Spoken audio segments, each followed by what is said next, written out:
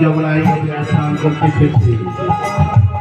আমি একটি অদূরকে দেখি কোথায় যমুনার ঘাটে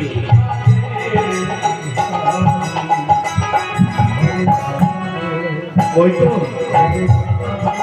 গোপীগণ স্নান করছে। কি গো, সবাই স্নান করছে যমুনার জলে, কিন্তু অঙ্কে তাদের বর্ষণ নেই।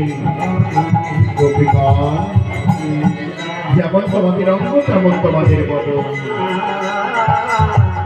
আমি আজ আর নয়নে তোমাদের বদন দর্শন করব।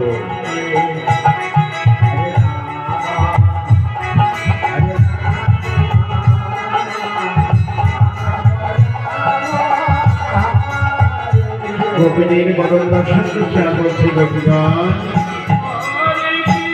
জানাচ্ছি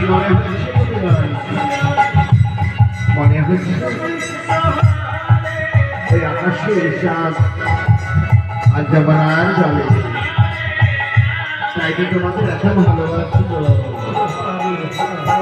কত সুন্দর তোমরা।